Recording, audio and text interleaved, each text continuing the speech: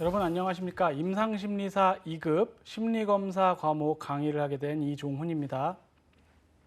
자, 오늘은 이번 시간에는 앞서 다면적 인성검사 두 번째 시간으로서 다면적 인성검사의 타당도 척도와 임상 척도를 알아보았는데요. 그 이후에는 여러 척도를 코드로 구성해서 해석하는 코드 유형, 우리가 코드 타입이라고도 부르고 코드 쌍이라고 부르는데 이 코드 유형에 대해서 알아볼 거고요.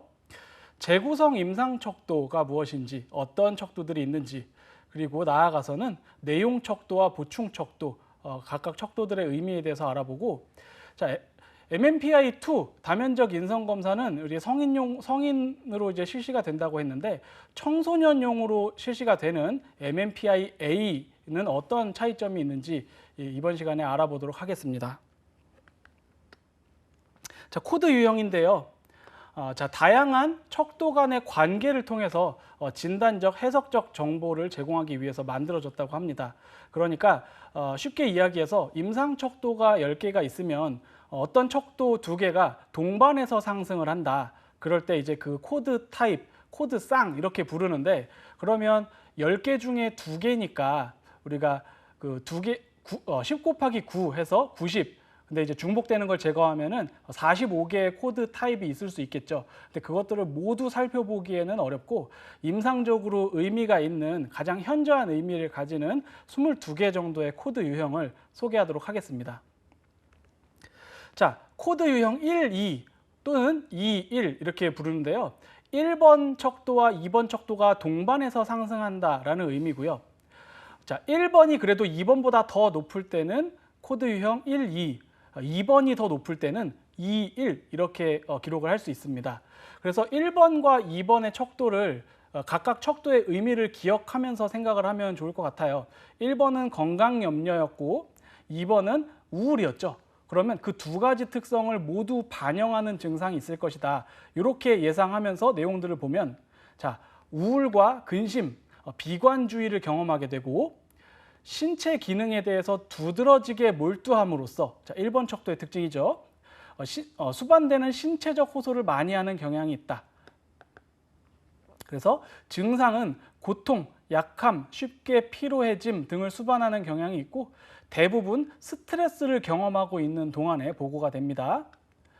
자, 1, 3 코드 타입을 보겠습니다. 자, 1, 3은 미성숙하고 3번이 히스테리아가 증가한다고 했으니까 좀 미성숙하고 자기중심적인 경향을 드러내기 쉽겠죠. 연극적인 성격들, 그리고 억압의 방어 기제를 필요로 하는 사람들이고요. 1, 3이면서 더불어서 척도 2를 동반해서 상승한다. 이럴 때는 억압적 방어 기제들을 효과적으로 작용하고 있지 못함을 의미한다. 이렇게 볼 수 있겠습니다. 애정을 지나치게 요구하고, 요구적인 건 3번 척도의 특성이었죠. 조작적인 수단을 통해서 이를 얻으려고 합니다. 자신의 어려움에 대해서 즉각적이고 구체적인 해결을 원하고 관심받고자 하는 욕구가 강하다. 자기 행동에 대해서 통찰이 부족하다. 3번 척도의 특징이 될 겁니다. 이렇게 코드 유형은 각각의 척도의 특징이 종합된 결과를 예상하면서 우리가 이해를 하면 이해하기가 쉽습니다. 자, 18 코드 타입 또는 81 코드 타입 코드 유형입니다. 이러한 상황에서, 자, 1번 건강 염려고 8번은 정신분열이었잖아요. 이럴 때 F가 동반 상승하였다면 조현병 진단 가능성이 높아집니다. 자, 18 코드 타입의 경우 스트레스를 다루는데 어려움이 있고 신체적인 기능이나 질병과 관련된 망상적 사고를 가지고 있을 가능성이 높습니다.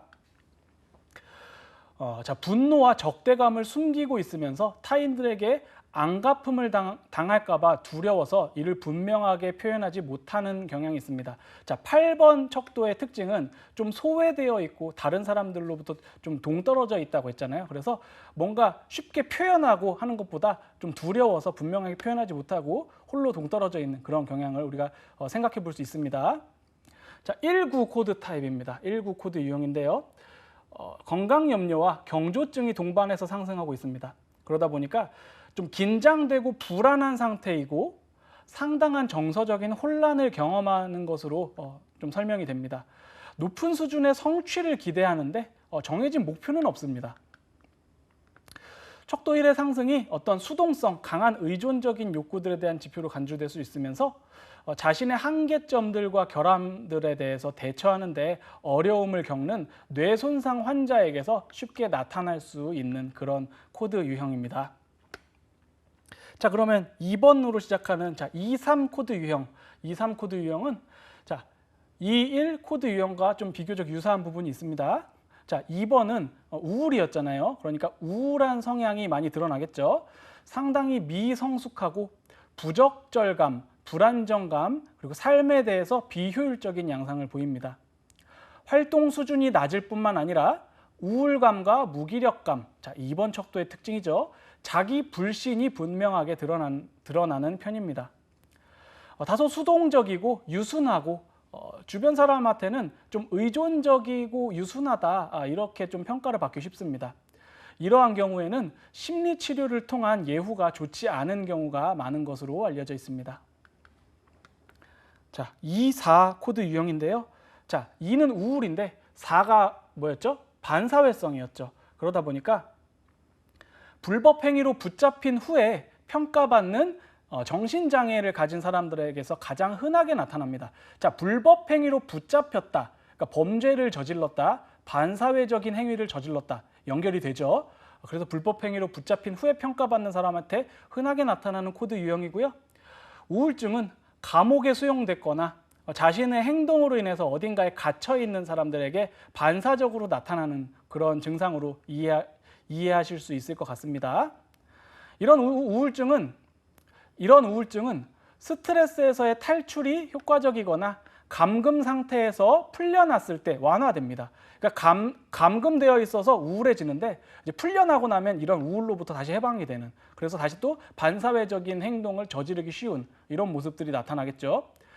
자, 4번 척도의 특징으로 인해서 극도로 적대적이고 화가 나 있고 원망에 차 있다, 이런 것으로 많이 기술이 됩니다. 자신의 현재 생활 환경에 대해서 강한 불만을 가지고 있고요. 결혼 생활이나 가족 간의 문제를 가지고 있는 경우가 많습니다. 미성숙하고 의존적이고 자기중심적이고 충동 통제에 문제가 있습니다. 충동 통제. 자, 4번의 특징이었죠. 만성적인 우울로 인해서 심리 치료가 어려운 편입니다.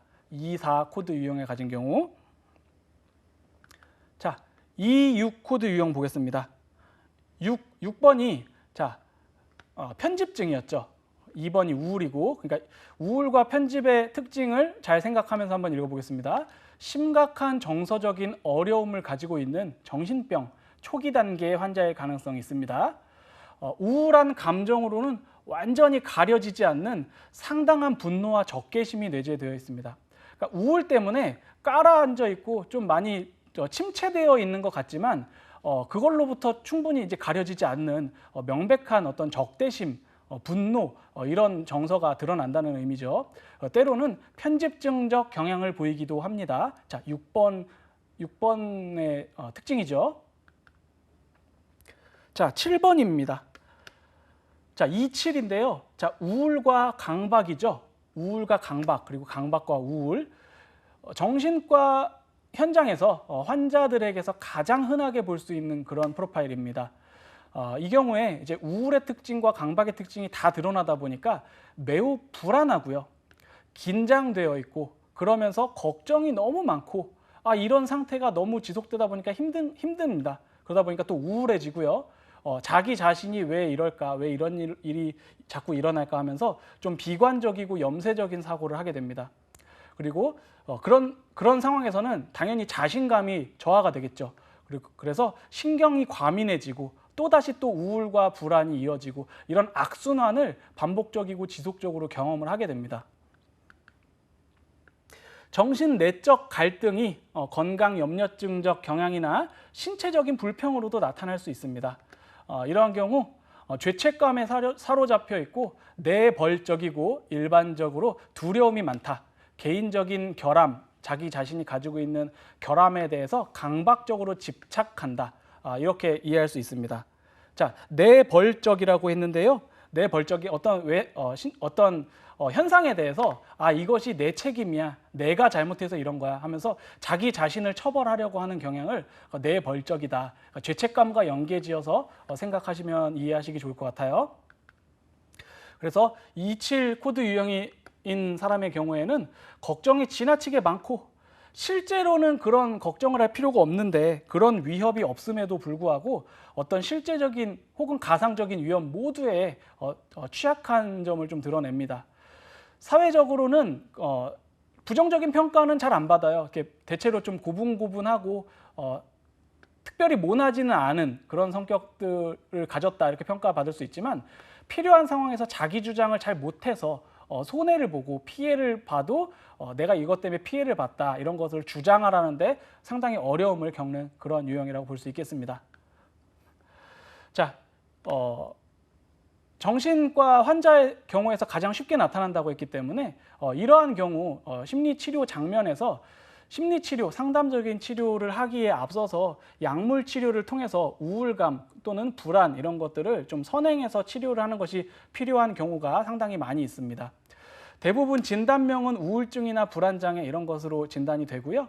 청소년의 경우 강박장애, 중년의 경우에는 갱년기 우울증 이런 것들이 있는 건 아닌지 함께 좀 의심해 볼 필요가 있겠습니다. 자, 28 코드 유형입니다. 28. 8이 뭐였죠? 8이 정신분열이었죠. 그러니까 우울하면서 또 정신분열의 어떤 특징이 나타나는 것을 상상하면서 한번 이해해 보겠습니다. 자, 불안과 초조, 상당한 혼란을 수반한 우울증 이런 것들이 시사가 되고요.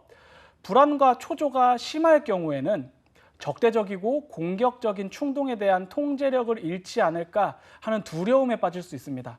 그러니까 내가 공격적인 충동을 통제하지 못해서 내가 저 사람을 어떻게 해버리면 어떡하지? 내가 저 사람을 해치면 어떡하지? 이런 통제력을 내가 잃게 되면 어떡하지? 이런 지나친 걱정에 빠지게 되는 거죠. 두려움에 빠지게 되는 그런 어려움을 많이 경험을 하게 됩니다. 일반적인 효율성의 상실, 혼란의 시기, 지체된 사고의 흐름, 문제 해결에서의 상동적인 접근, 심각한 주의 집중의 어려움 등으로 드러나는 심리적인 결함이 매우 뚜렷하게 드러납니다. 8번의 특징인데요. 8번의 특징 보면은 우리가 주의 집중에 현저하게 어려움을 겪는다. 이것은 정신분열에서 좀 우리가 주의 깊게 보는 특징 중에 하나입니다. 그래서 심각하게 주의 집중에 어려움을 느끼고 심리적인 결함이 명백하게 드러난다. 이렇게 이해할 수 있습니다. 자, 8번은 정신분열이 사회적인 상황에서 많이 철수돼 있고 고립되어 있다고 말씀을 드렸어요. 그렇기 때문에 자, 28 코드 유형에서도 마찬가지로 전형적으로 사회성이 없고 대인관계에 민감하고 의심이 많은 사람이다. 이렇게 볼 수 있고요. 절망감, 무가치감이 높고 자기존중감이 좀 낮은 편이다. 이렇게 이해할 수 있습니다. 가까스로 적응하고 있는 만성적인 수준을 나타내기 때문에 치료에 대한 예후가 좋지 않을 가능성이 높습니다. 자, 29 코드 유형인데요.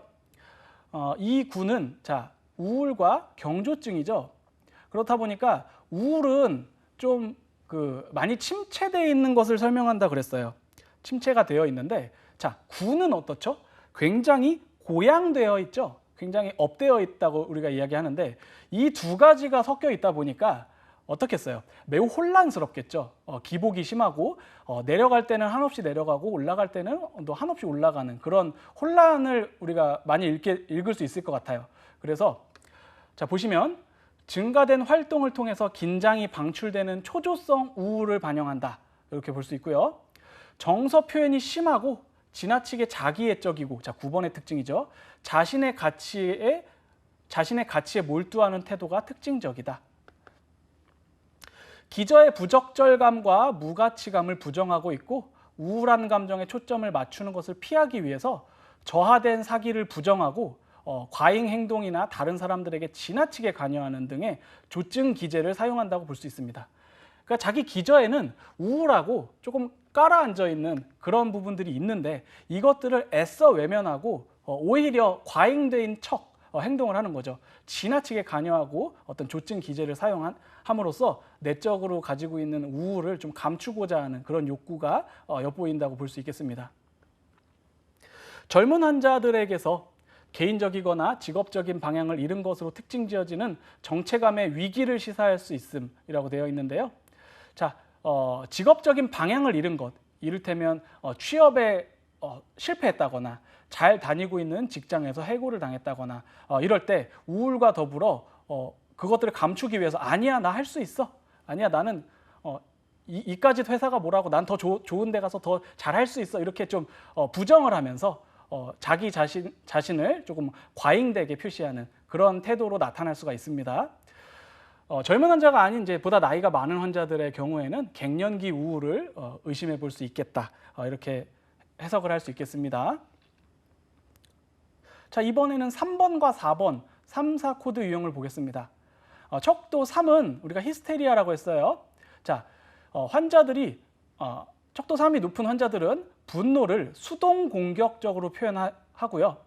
척도 4가 높을 때는 과도하게 통제되어서 오랜 기간 분노를 억압하는 경향이 있습니다. 그렇다 보니까 만성적이고 안정적인 성격 장애가 있으면서 스트레스나 좌절에 대한 반응으로 외벌적인 경향이 있는 환자들을 반영합니다. 자, 외벌적이라고 나왔죠. 아까 내벌적인 것과 다르게 주로 남 탓을 하고 이거 니네가 잘못해서 이렇게 된 거야 라고 주로 외부의 어떤 원인을 투사하는 그런 행동들을 많이 하게 되죠. 타인을 공격하거나 조종하거나 비난하고 투사, 지배적인 시도를 통해서 갈등을 다루려고 하는 그런 모습을 볼 수 있습니다. 이 경우에는 심리치료적인 개입이 대체로 효과가 없고 예후가 안 좋은 것으로 알려져 있습니다. 왜냐하면 자신의 내부에 문제가 있고 그 문제를 해결하자, 이것이 이제 심리치료의 모태인데, 나는 아무런 문제가 없고 남 탓이야, 쟤네들 잘못이야, 어떤 이런 방식으로 접근을 하다 보니까 당연히 심리치료적인 예후가 좋기가 힘들게 되겠죠. 이렇게 원리를 이해해서 생각해 보면 당연히 3, 4 코드 유형의 경우 심리치료의 예후가 좋지 않겠다, 우리가 충분히 예상할 수 있습니다. 자, 자신의 문제에 집중하기보다 타인들에 대한 불만을 늘어놓는데 치료 시간을 항상 사용을 하고 상담 내내 계속 남 얘기만 하면서 그치니까 상담을 효과를 보기가 어려운 거죠. 이런 경우에는 성격 장애를 진단을 받는 경우가 매우 흔합니다. 자, 36으로 갈게요. 36 코드 유형이면 자, 3번 척도와 6번 척도의 특성, 그러니까 히스테리아와 편집증, 그 두 가지 특징을 살펴보겠습니다. 자, 화가 나 있고 적대적이면서 자신들의 적대감이나 공격적인 충동을 억압하고 있는 사람들로 나타납니다. 자, 적대적이다, 의심한다, 이런 것들 전형적인 6번 척도의 특징이었죠. 의심하는 태도를 부인하고 사물들을 고지식하고 낙관적으로 받아들이면서 자신들을 위로하고자 하는 그런 태도들도 관찰할 수 있습니다. 만성적인 적대감은 보통 직계가족 구성원에게 곧바로 향하게 돼서 가족들에 대한 불만이 매우 높은 편이에요. 분노와 적대감이 지각될 때마다 이를 빨리 합리화해서 내가 지금 분노하고 있거나 화를 막 내고 있거나 적대적인 행위를 하고 있더라도 나는 충분히 그럴 만했어. 제가 잘못했기 때문에 내가 이런 거지. 나는 아무런 문제가 없어. 이렇게 합리화하는 그런 모습을 쉽게 볼 수 있습니다. 타인으로부터의 비판에 상당히 민감하고 상당히 불안과 긴장을 겪고 있으면서도 신체적인 호소를 자주 한다, 이렇게 볼 수 있습니다.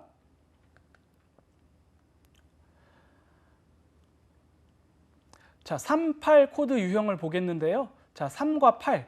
자, 3은 히스테리아였고 8, 자, 조현병이었죠. 정신분열이었죠. 3과 8의 특징을 살펴보겠습니다. 전형적으로 주의 집중의 곤란, 자, 주의 집중 나왔습니다. 8번의 특징이죠.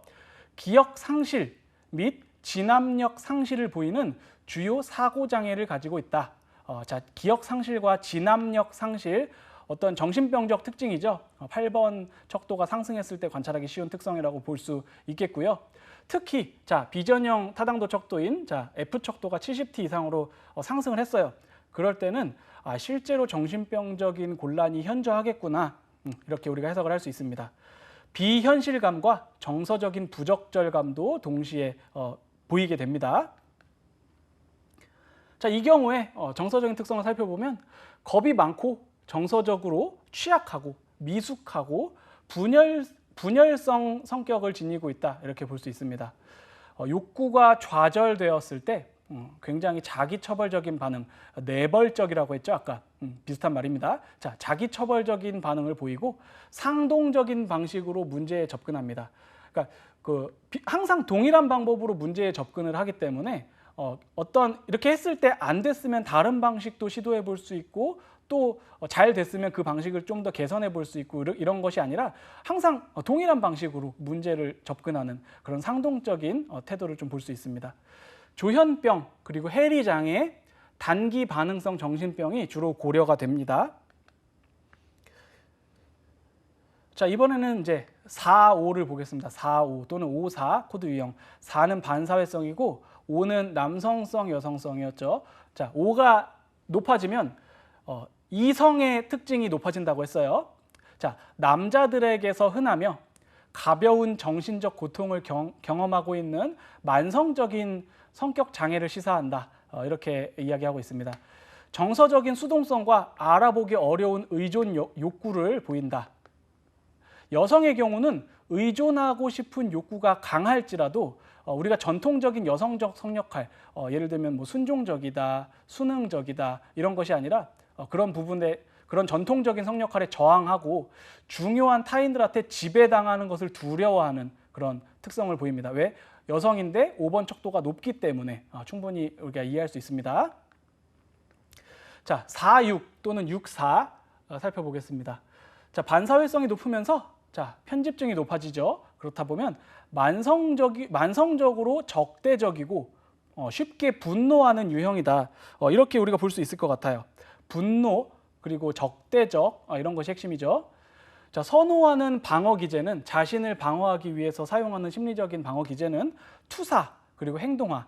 투사는 주로 이제 남 탓하는 것을 이제 이해하면 될 것 같아요. 그리고 행동화하는 것을 통해서 자기 자아를 보호하기 위한 그런 방어를 사용을 합니다. 주로 자기애적이고 의존적이면서 다른 사람들의 관심과 공감을 요구하면서도 자기중심적이 강하고 자신에게 부과된 요구들에 대해서는 분개한다. 그러니까 타인에 대해서는 요구하는데 자신에 대해서 요구되는 의무에 대해서는 굉장히 좀 분개하는 굉장히 이중적이고 자기중심적인 면모를 우리가 볼 수 있겠죠. 자, 비난에 극도로 예민합니다. 당연히 타인에 대해서만 요구해지고 타인에 대해서 분노하고 우리가 의심하고 이런 경향이 있다 보니까 타인으로부터 받는 비난에 매우 쉽게 예민해지고 타인의 동기를 의심하면서 앙심을 품는 경향이 있고 자신은 늘 합당한 대우를 받지 못하다는 생각에 늘 분노에 휩싸여 있는 경우가 많습니다. 그래서 이런 경우는 매우 흔하게 성격장애로 진단이 됩니다. 척도 8이 높을 때는 경계선 성격장애나 정신병적 장애의 가능성도 함께 고려해 볼 수 있겠습니다. 자, 47 코드 타입인데요. 자, 4 반사회성과 7 자, 강박이었죠. 그 두 가지의 특성을 한번 고려하면서 이해해 보겠습니다. 다양한 성격적인 어려움 그리고 행동화 이에 대한 죄책감 7번이죠. 자, 후회가 주기적으로 반복되는 패턴을 지닙니다. 그러다 보니까 자, 4는 반사회성이잖아요. 뭔가 분노하고 갈등을 겪는데 그리고 저지르고 나서 또 후회하고 후회하면서 죄책감을 느끼고 자, 죄책감에서 벗어나면 또 다시 한번 또 잘못을 저지르고 또 어떤 반사회적인 행위를 저지르고 또 저지르고 나면 또 죄책감이 들고 이런 것들이 반복되면서 악순환을 겪는 그런 어떤 성격 유형을 쉽게 보입니다. 행동화에는 어떤 알코올 문제, 물질 남용 그리고 어떤 성생활을 좀 난잡하게 하는 이런 어떤 생활상의 어려움도 쉽게 관찰을 할 수 있습니다. 자신의 감정이나 문제에는 상당히 관심이 있지만 타인의 욕구나 타인의 감정에 대해서는 매우 냉담하고 공감을 전혀 못하는 이런 공감을 어려워하는 그런 문제들을 많이 보이게 됩니다. 자, 이어서 4, 8입니다. 자, 반사회성과 8 정신분열이었죠.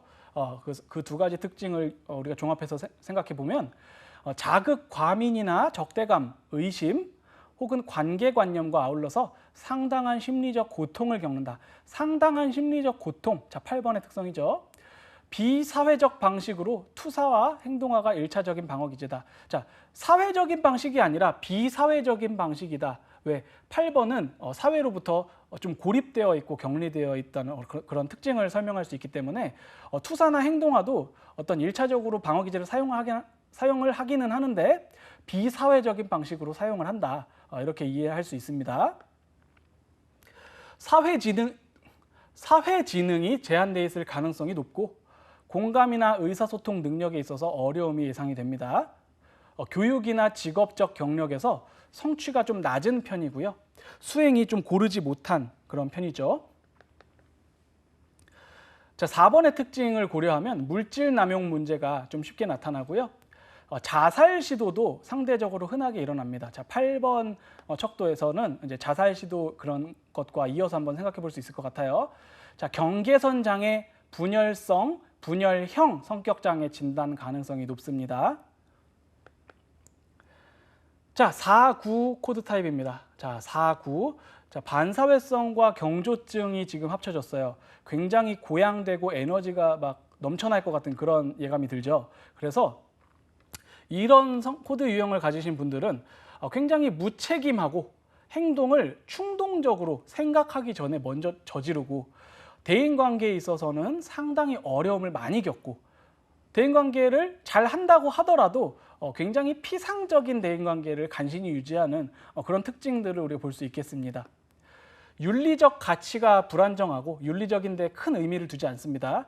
예의에 어긋난 행동, 그러니까 반사회적이기 때문에 그렇죠. 다른 의무사항을 무시하면서도 타인이 자신에게 지켜야 하는 의무에 대해서는 또 매우 엄격합니다. 이런 타인을 소원하게 하는 행동들을 또 오랫동안 지속하는 그런 경향, 이중적인 행동을 굉장히 오래 하는 그런 모습을 볼 수 있습니다. 처벌에 둔감해요. 그래서 이런 사람들은 어떤 범죄를 저질렀다, 어떤 반사회적 행위를 저질렀다, 그로 인해서 처벌을 한다고 해도 어떤 교정이 되거나 이러지 않고 내가 왜 처벌을 받지? 이러면서 좀 억울해하고 나는 충분히 그럴 만했는데 왜 그러지? 라고 하면서 이제 처벌이 끝났거나 이랬을 때 다시 한번 또 그런 반사회적인 행동을 할 가능성이 매우 높고요. 심리치료적인 개입이 상당히 어렵고 개입이 있다고 해도 어떤 그 예후가 좋지 못할 가능성이 높습니다. 자, 알코올 중독 문제나 어떤 법적인 문제, 법을 위반하거나 하는 법적인 문제, 결혼 문제, 그리고 성적인 행동화 이런 문제가 좀 일반적으로 쉽게 드러나고 있습니다. 자, 68 코드 유형인데요. 자, 편집증과 정신분열이 만났습니다. 굉장히 병리적인 특성 두 개가 모였죠. 편집성 조현병을 의심하게 하는 형식적인 사고장애, 편집증적 관념의 증거들이 나타나게 된다라고 하고 있습니다. 보통 정도의 고통에 상당히 괴로워하고 적대감, 의심이 만연하고, 자, 6번 때문에 그렇겠죠. 피해망상, 과대망상, 환청, 자, 정신분열의 이런 양성 증상이 나타난다는 건 8번 척도의 어떤 8번 척도 상승의 영향이라고 볼 수 있을 거예요. 그래서 피해망상, 과대망상, 환청 이런 것을 경험을 하게 될 가능성이 높습니다.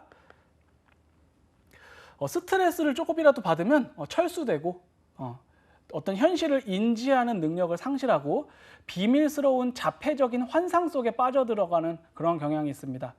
그래서 이러한 경우에, 이런 코드 유형을 보이는 경우에 조현병을 가지고 있을 가능성이 매우 높습니다. 또는 편집증적 상태나 분열성 혹은 분열형 성격 장애도 함께 고려해 볼 필요가 있겠습니다. 자, 긴장하고 걱정하면서 사소한 장애와 좌절에도 성급하게, 때로는 과민하게 쓸데없이 흥분하는 그런 경향이 나타나고요. 환경적인 자극에 감정적으로 대응하고 이성적이 아니라 지나치게 감정적으로 반응하고 사고와 집중에 어려움이 있다. 자, 집중에 어려움이 나타나기 쉽습니다. 자, 편집증적인 정신 상태나 망상의 형태를 취할 수 있어요. 자, 9번이면 정신이 지나치게 고양이 되는데, 자, 6번으로 인한 어떤 편집증적인 정신 상태가 고양이 돼서 계속 유지가 되는 거예요. 그러면서 지나친 망상을 경험을 할 수 있고요. 자신의 생각을 건설적인 행동으로 옮기지 않고 과소 통제에 따른 감정의 분출 또는 지나친 억제 이런 것들이 계속 반복적으로 일어나게 됩니다. 지나치게 통제했다가 또는 통제를 전혀 하지 않고 분출했다가 이런 것들이 반복되면서 주변 사람들로부터 이제 원성을 사고 갈등을 쉽게 겪게 됩니다. 자, 6번, 9번이 올라갈 때 척도 F 그리고 척도 8이 동시에 상승했다. 그렇다면 조현병의 진단 가능성이 매우 높아집니다. 그리고 그것이 아니라고 하더라도 조증장애 아니면 급성 정신병적 질환의 한 유형일 가능성이 있겠다. 이렇게 우리가 생각할 수 있습니다. 자, 이번에는 7번, 8번. 자, 강박증과 정신분열이 함께 올라가네요. 그렇다고 하면 자, 강박으로 인해서 지나친 걱정과 내성, 그리고 과잉관념적인 반추는 이제 7번의 특징이죠. 반추로 특징 지어지는 만성적인 성격의 어려움을 보인다. 수동성이 현저하고 분노나 독창성, 힘이 요구되는 상황에서 어려움을 보인다. 자, 이런 특징을 나타낼 수 있고요. 의존성이 명백합니다. 자, 7번 때문에 그렇죠. 열등감, 그리고 불안정감 및 부적절감으로 인해 고통을 쉽게 받습니다. 자신을 보호하기 위해서 어떤 확립된 방어 기제를 주로 사용하게 되면 그런 특정 상황에서 자기 자신을 보호하기가 쉬울 텐데 확립된 방어 기제가 결여가 되어 있어요. 그러다 보니까 더 고통에 취약한 그런 특성이 나타나고요. 판단력이 미약하고 많은 시간을 백일몽으로 지낸다. 이렇게 좀 설명을 할 수 있습니다. 갈등의 본질이 주변 사람들과 갈등의 본질이 만성적이어서 좀 해결하기가 쉽지 않아요. 그렇다 보니까 어떤 새로운 대인관계를 형성하는 데 있어서도 어려움을 많이 겪고 심리적인 어떤 개입이 어렵습니다. 이러한 경우에도 심리치료적인 예후가 좋지 않다고 볼 수 있을 것 같아요. 자, 척도 7과 8에서의 상대적인 상승은 조현병과 관련된 감별 진단에 있어서 매우 중요하다 이렇게 보고하고 있습니다. 자, 이번엔 8, 9 또는 9, 8 코드 유형입니다. 자, 조현병과 경조증이 함께 올라가고 있죠.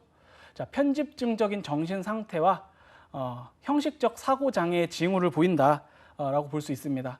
급성적인 발병이 전형적이고 정신병이 이제 만성적으로 유지되고 이게 지나오는 것이 아니라 급성적으로 발병하는 경우에 쉽게 나타나고 흥분하거나 진압력을 상실하거나 전반적인 당혹감이 동반됩니다.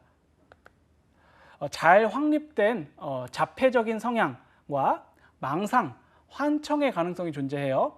관심을 받고자 하는 욕구가 좌절되면 극단적으로 화를 내고 적대적인 행동을 보이기도 합니다. 자, 회피적인 성향으로 심리치료적인 개입이 상당히 어렵습니다. 치료 현장에 상담을 받기 위해서 나와주세요라고 했을 때 잘 나타나지 않는 경우가 매우 많아요. 그래서 치료적인 예후가 상당히 안 좋다. 이렇게 이해하실 수 있을 것 같습니다. 자, 지금까지 우리가 10가지 임상척도들이 쌍으로 나타나는 코드 유형, 코드 타입, 그리고 코드 쌍, 다 같은 이름인데요. 이렇게 코드 유형을 좀 대표적인 것들을 좀 살펴봤고요. 이것은 문제의 형태로 제시가 쉽게 됩니다. 다음 중 이 사람이 척도 몇과 몇이 올라갔는데 다음 이 사람이 보일 수 있는 반응 중 적절하지 않은 것은 무엇인가 뭐 이런 형태로도 쉽게 출시가 되기 때문에 이런 주된 코드 유형의 특징은 우리가 이해를 하고 외우는 것이 중요하고 무작정 외우는 건 사실 굉장히 좀 어려워요. 그래서 그 코드 유형이 보이는 이유가 각각의 어떤 임상 척도의 특징을 반영해 가면서 외우게 되면 쉽게 외울 수 있으리라 생각이 됩니다.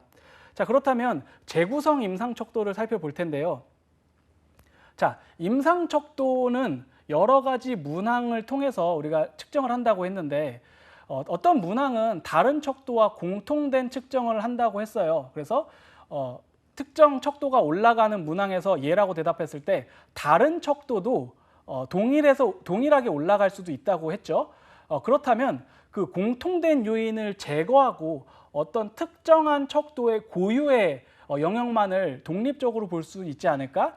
그렇게 해서 우리가 살펴보는 척도가 바로 재구성 임상 척도입니다. 재구성 임상 척도는 척도들의 공통 문항을 제외하고 새로 구성한 척도라고 우리가 볼 수 있고요. 특징적이고 실질적인 핵심을 집어내기 위해서 만들어진 척도다. 이렇게 이해하시면 좋을 것 같아요. 조금 더 선명한 척도다. 이렇게 볼 수 있을 거예요. 자, 의기소침 척도입니다. 재구성 임상 척도 중에서 의기소침 척도는 불쾌감, 자기 의심을 반영하고요. 주도성과 자신감이 없고 자기 효능감이 좀 떨어지고 역량이 감소된 수준에서 나타납니다. 낮은 점수의 경우에는 낙천적이다. 자, 이것이 높을 때 의기소침한 거니까 낮을 때는 거꾸로 낙천적이다. 일상적인 스트레스 상황에서 좀 자신감을 드러낸다. 이렇게 이해할 수 있을 것 같습니다. 자, RC1 신체 증상인데요. 자, 1번 척도가 그 신체과 관련된 부분이었는데 다른 척도와 공통된 문항을 제거한 순수한 척도를 측정했을 때, 자, 1번 척도에서 우리가 RC1 신체 증상 호소는 머리, 목, 가슴 통증 그리고 감각의 문제를 강조하는 신체적인 호소를 반영한다. 우리가 이렇게 이해하실 수 있고요. 감각, 운동 기능이나 위장 기능, 통증 그리고 일반적인 건강 상태에 대한 염려, 증상 극적이고 화려하지 않을 때는 관심을 끌기 위해서 좀 꾀병을 부리는 것, 이런 것들도 좀 함께 볼 수 있습니다. 낮은 점수는 신체적인 몰두, 건강 이런 것에 대해서 비교적 자유롭다. 이게 높으면 그 신체적인 몰두나 건강에 대한 걱정으로부터 괴로워한다. 이렇게 이해할 수 있겠죠. 자, 2번, 자, 척도 2는 우울이었는데, 자, 재구성 임상 척도에서의 두 번째는 낮은 긍정 정서입니다. 그러니까 공통된 요인을 제거했을 때는 우울한 기분보다 자기 효능감과 즐거움의 부족, 자기 자신에 대해서 긍정적이지 않고 되게 부정적으로 지각하거나 긍정적이어도 그런 긍정성을 과소평가하는 그런 부분들을 이제 볼 수 있다고 보면 되는데요. 무기력하고 동떨어져 있고 자신감 부족하고 되게 비관주의적이고 이렇게 해석할 수 있습니다. 반면에 이것이 높은 점수가 나타났을 때는 어떤 욕구가 에너지 이런 것들이 좀 떨어진다. 동기나 흥미 이런 것들이 좀 저하된다. 이렇게 볼 수 있겠죠. 자, 재구성 임상 척도 세 번째다. 냉소적인 태도입니다. 타인에 대해서 불신을 하고 사람들을 이기적이고 오직 개인적 관심에 의해서만 동기화되면서 친밀한 관계가 불신으로 특정지어진다는 관점을 반영합니다. 그러니까 냉소적이다 보니까 다른 사람을 쉽게 믿지 않는 거죠. 자, 네 번째, 반사회성 척도가 4번이었는데 공통문항을 제외한 반사회적 행동 척도를 살펴보면 어떤 물질 남용과 관련된 것, 그리고 그것과 관련된 부작용, 범죄 행위까지 이르진 않았다 하더라도 어떤 비행을 저지르는 것들, 규칙을 위반하는 것들, 뭐 이를테면 뭐 결석을 하는 것, 이런 것들이 범죄는 아니지만 정해진 규율을 위반을 하는 거잖아요. 그리고 가족과 갈등, 불화, 이런 것들이 실제로 있다. 이런 것들을 인정하는 내용들로 구성이 되어 있고요. 자, 이 반사회적 행동 척도가 80T를 넘어간다. 여성의 경우 85T가 넘어간다. 이러면 반사회적 행동이 나타나지 않는다고 해도 어떤 권위적 인물에 대해서 적대감을 느끼고 있고 통제 상실, 행동화, 기회주의, 그리고 거짓말 이런 폭넓은 수준에서의 반사회적 성향을 지니고 있다라는 것을 우리가 짐작할 수 있습니다. 거꾸로 이 점수가 낮다면 어떤 물질 남용이나 어떤 의존이나 이런 문제가 없다, 법적인 문제가 없다, 윤리적인 것들을 잘 준수한다, 이렇게 긍정적으로 평가할 수 있겠죠. 자, 재구성 임상척도는 임상척도 5번과 관련된 부분은 없고요. 바로 재구성 임상척도 6번 피해의식과 관련된 척도로 나오게 됩니다. 자, 조종, 망상, 그리고 피해의식, 분계와 관련된 관계 개념을 반영한다 하고 설명하고 있습니다. 자, RC7 역기능적 부정 정서인데요. 불안, 걱정, 만성적인 근심, 우리가 7번이 강박이었잖아요. 거기서 공통적인 것을 제외했을 때는 얼만큼 불안을 경험하고 걱정을 하는지, 만성적인 근심, 얼마나 오래된 근심이 있는지, 또 공포감이나 과민성 이런 것들을 반영을 한다고 볼 수 있겠습니다. 그래서 이 역기능적 부정 정서가 높은 점수를 보일 때는 자신과 타인들에게 화가 난 가운데서 좀 긴장되고 어떤 것에 의해서 압도되어 있는 지나치게 꽉 조여져 있는 나사를 우리가 상상해 보면 될 것 같아요. 압도된 것 같은 그런 스트레스 상황을 많이 보인다고 볼 수 있겠습니다. 주로 이제 특징적인 것은 반추, 그리고 이런 분은 이제 짜증을 많이 내거나, 그리고 불면증을 경험하는 경우가 굉장히 많습니다. 자, 80T에 이를 경우에는 특이하게 몰두하고 관계관념 그리고 비합리적인 공포를 수반하는 초기 단계의 정신병이 드러날 수 있다라고 하고 있습니다. 그래서 자, 역기능적 부정정서가 80이 넘는다고 하면 우리가 어떤 진단을 함께 고려를 해야 된다. 이렇게 이해할 수 있습니다. RC8, 자 8번이 정신분열이었잖아요. 그래서 공통적인 문항을 제거했을 때 순수하게 어떤 기태적인 경험 이런 것들을 측정했을 때 어떤 감각의 이상, 비정상적인 감각 경험, 그러니까 환각이라고 하죠. 그리고 우리가 보통 특이하다 이렇게 기술할 만한 어떤 비현실감 이런 것들을 반영을 합니다. 환각이 없다고 하더라도 이 점수가 높다고 하면 굉장히 사고가 혼란이 되어 있다, 불안하고 집중을 잘 못하고 판단력이 떨어져 있을 가능성이 높겠구나. 그리고 망상적인 사고, 정신병적인 양상을 보이기 쉽겠구나. 이렇게 이해할 수 있을 것 같습니다. 자, RC9 경조증적 상태인데요. 에너지 수준이 높다 보니까 빠른 분노 폭발, 지각된 도발에 대한 보복 행동, 그리고 다행감, 비약적 사고, 자극 추구 이런 것들을 반영합니다. 자, 9번 척도가 에너지 수준이 과잉이라고 했잖아요. 그래서 이 경조증적 상태에서도 비슷하게 우리가 해석할 수 있을 것 같고요. 높은 점수를 받은 사람은 공격적이고 자존감이 팽창되어 있고 도발적인 모습을 보일 가능성이 높다. 자, 9번의 상승과 비슷하게 해석할 수 있을 것 같습니다. 자, 재구성 임상 척도를 쭉 살펴봤습니다.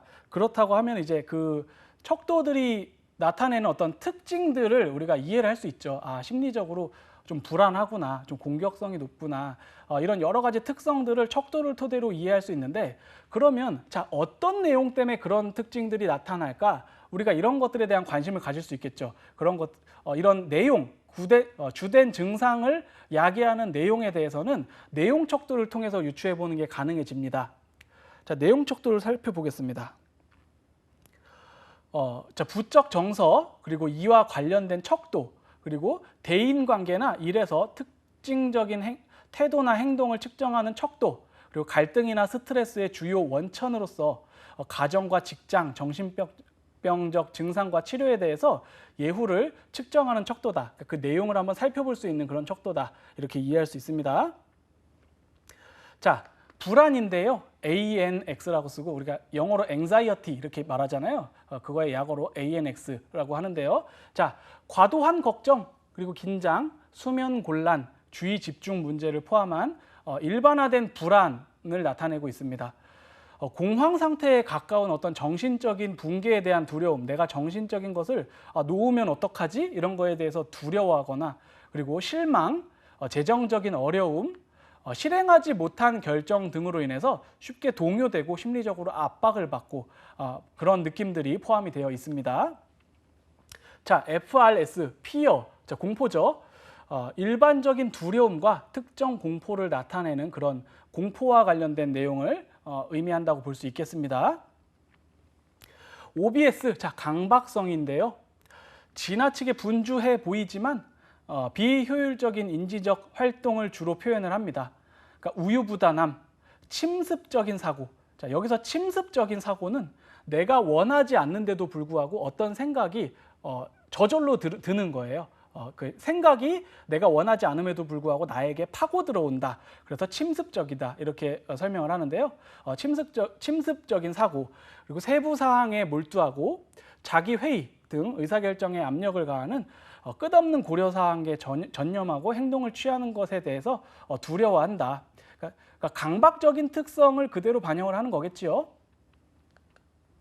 자, 그 내용이 우울이 있습니다. 자, 근심, 불쾌감, 침울함, 그리고 피로, 흥미 저하 또는 흥미 상실, 자기 비난, 성마름 등을 반영을 한다고 할 수 있습니다.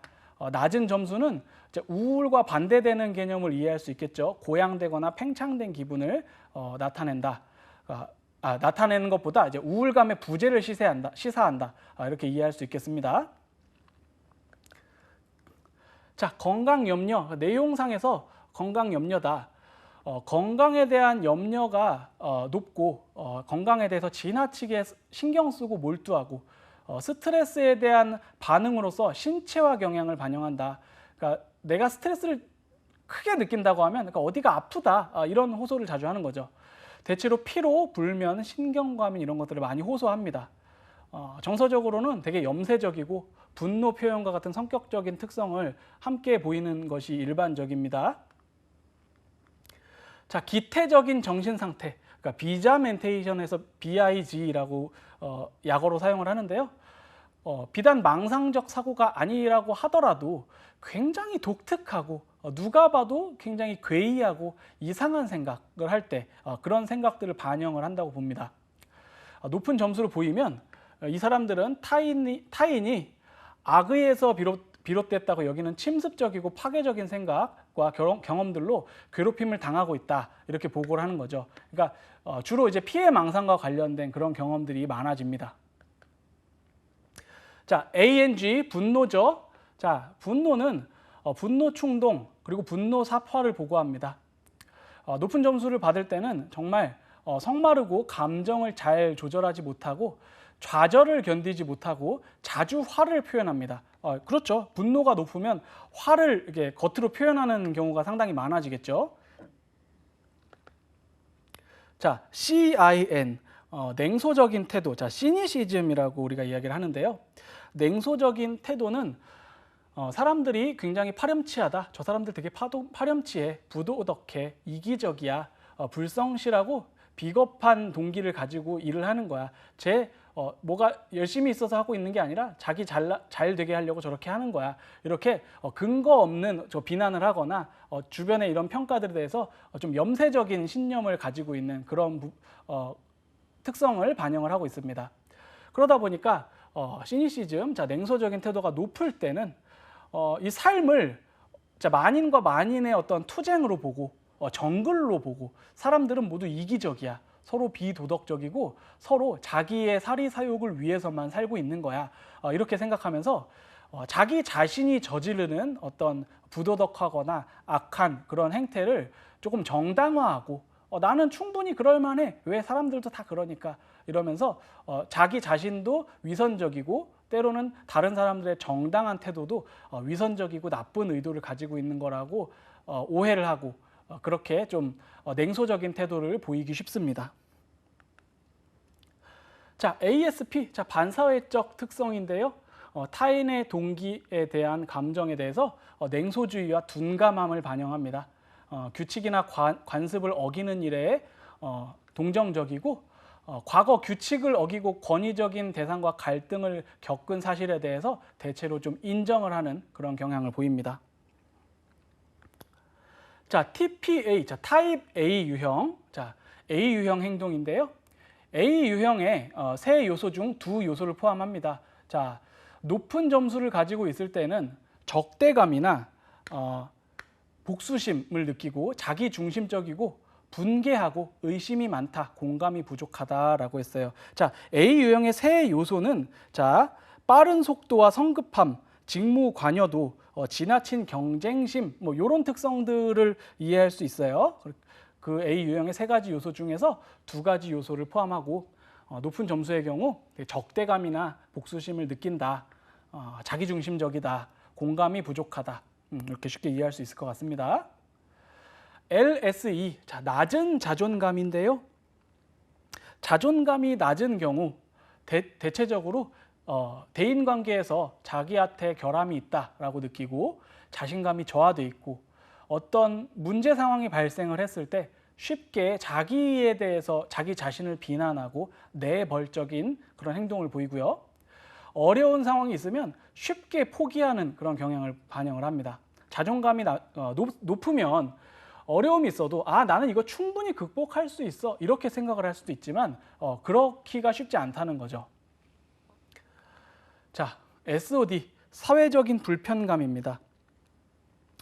사회적인 불편감이 높으면 당연히 여러 사람들이 모여 있는 상황에 대해서 불편함을 느끼고 그러면 어떻게 할까요? 좀 구석으로 숨겠죠. 한 발짝 뒤로 빠지겠죠. 사회로부터 스스로를 격리하고 조금 소외되어 있는 상황을 좀 편안하게 여기겠죠. 그렇다 보니까 사회적 불편감이 높으면 내향성이 높다 이렇게도 이해를 할 수 있을 것 같아요. 점수가 낮으면 반대로 좀 외향성이 높다 이렇게도 이해를 할 수 있을 것 같고요. 수줍음, 그리고 자의식, 과묵함, 낯선 상황에 대해서 회피하고 혼자 있는 것을 선호하고 이런 것을 의미하는 척도가 바로 이 사회적 불편감이다 이렇게 이해할 수 있을 것 같습니다. 자, FAM, 패밀리의 약자죠. 가정 문제에 대한 보고입니다. 경험하고 있는 문제 중에서 가족 간의 부조화 그리고 불화 이런 것들을 나타내고요. 가족 구성원 간의 갈등, 질투, 그리고 오해나 뭐 동생한테는 잘해주는데 나한테는 너무 소홀해. 뭐 이런 어떤 그런 오해, 갈등, 그리고 소란스럽고 애정이나 관심, 지지 이런 것들이 부족함으로 인해서 정서적인 기반이 될 수 없다. 그래서 나는 이 가족에 대해서 되게 화가 난다. 이 가족에 대해서 불만족한다. 박탈감이 너무 크다. 어떤 이런 여러 가지 가족 경험에서 느껴지는 어떤 문제들을 반영하는 척도로 이해할 수 있을 것 같습니다. 자, 가족이 있으니까 이제 WRK, 워크죠. 자, 직업적인 곤란을 나타내는 척도입니다. 어떤 일의 맥락에서 형성되어 온 고통과 무능력을 나타낸다. 직업 수행력과 관련된 긴장, 걱정, 패배주의, 피로, 그리고 자신감 부족, 주의 산만함과 우유부단함, 얼마나 쉽게 포기하는지와 관련된 포기 경향성 이런 것들을 포함하고 있습니다. 자, TRT, 부정적 치료 지표인데요. 어떤 심리적인 문제가 있고 이 문제의 원인이 뭐겠구나 라고 했을 때 주로 이제 약물 치료 또는 심리 치료를 하게 될 텐데요.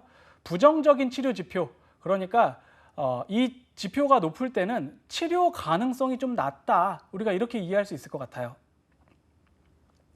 자, 계획을 세우고 결정, 목표를 달성하는 것에 대한 무만감, 타인들이 돌보아 주거나 이해하지 못한다는 느낌, 치료자를 포함한 타인을 신뢰하지 못하는 태도. 그렇기 때문에 치료 받아봐야 효과 없을 거야. 치료에 대해서 가능성 별로 없어. 이런 태도들을 반영하는 거죠. 자, 여기까지 해서 내용 척도를 살펴봤고요. 마지막으로 보충 척도를 또 한번 살펴보겠습니다. 자, 보충 척도는 특수 척도라고도 불리고요. 척도들 이제 앞에 나온 내용들과 더불어서 그것 외에도 보충적인 해석이 필요할 때 활용을 하는 척도라고 이해하시면 좋을 것 같아요. 그래서 어떤 지배성과 같은 성격 차원에서부터 알코올 중독과 같이 임상 척도로 직접 평가할 수 없는 어떤 특별한 이상 행동의 특수한 패턴을 확인하기 위해서 사용을 하는 그런 척도까지 존재합니다. 자, 그래서 자아 강도 척도, 이거 정신 역동적인 심리 치료에 대한 예후가 어느 정도 있는지 이런 것들을 살펴볼 수 있고요. 사회성을 발휘할 때 대인관계 상황에서 지배적인지 피지배적인지 어떤 그런 지배성을 살펴볼 수 있는 지배성 척도, 사회적인 책임감, 얼만큼 사회적으로 책임감 있게 상황에서 대처를 하는지 이런 것들을 어떤 의무감 이런 것들을 한번 측정할 수 있는 척도가 있고요. 다양한 척도들이 있습니다. 또 그 밖에 결혼 생활, 대학 생활, 어떤 생활과 관련된 스트레스 수준을 볼 수 있는 세 가지 척도가 있고요.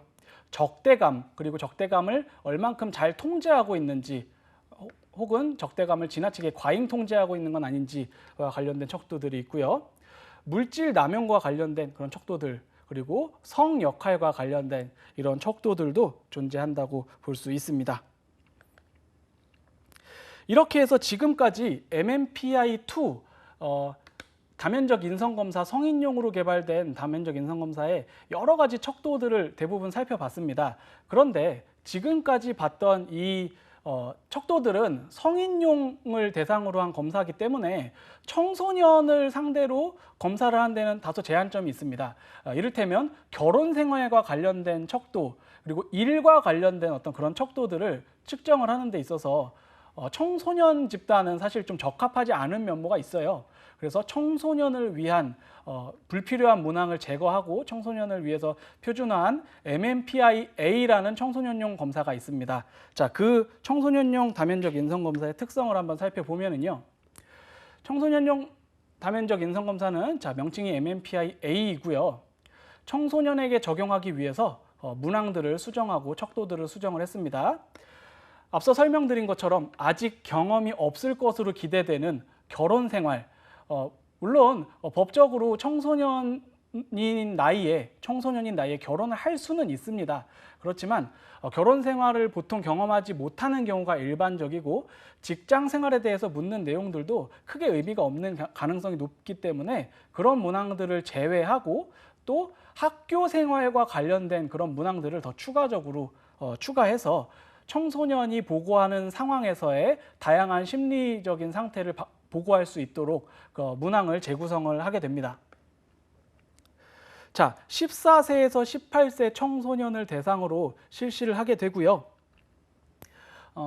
여러 가지 척도 중에서 이제 ALN은 이제 언론, 그러니까 외로움과 관련된 척도, 대인관계에서 고립되고 소외되고 다른 사람들과 상당한 정서적인 거리를 유지하는지 이런 척도들이 추가가 되고요. 자, ACON, 자, 우리가 컨덕 디스오더라고 품행장애라는 용어를 사용하는데 거기서 이제 CON 용어를 따서 ACON은 충동성, 무모한 행동, 반사회적인 행동, 다양한 영역에서 얼만큼 문제를 일으킬 수 있는지 이런 부분을 판별하기 위해서 이런 세부적인 지표들이 좀 추가가 된 부분이 있습니다. 자, ALS는 교육이나 인생에서 목표가 없는 청소년들, 무망한 청소년들, 그런 사람들을 확인하는 그런 문항 구성이 되어 있고, ASCH는 학교, 스쿨이죠. 학교 장면에서 부딪히는 어려움과 관련돼서 학교 생활에 대한 어떤 적응, 어려움 이런 것들을 묻는 그런 문항으로 구성이 되어 있습니다. IMM 척도와 같은 경우 자아 발달에 대한 어떤 미성숙, 얼만큼 미성숙한지 혹은 이것 연령에 맞는 충분한 성숙도를 보이는지 이런 것들을 측정하기 위해서 MMPI-2와 다르게 이런 차별적인 척도들이 추가가 되었다. 이렇게 이해하시면 좋을 것 같습니다. 자, 그렇게 해서 지금까지 다면적 인성검사에 대해서 알아봤습니다. 자, 다음 시간에는 객관적 성격검사, MMPI도 물론 객관적 성격검사지만 좀 분량이 많아서 따로 이렇게 좀 빼서 소개를 시켜드렸고요. 그 외에 객관적 성격검사에 대해서 소개를 하는 시간을 갖도록 하겠습니다. 자, 수고하셨습니다.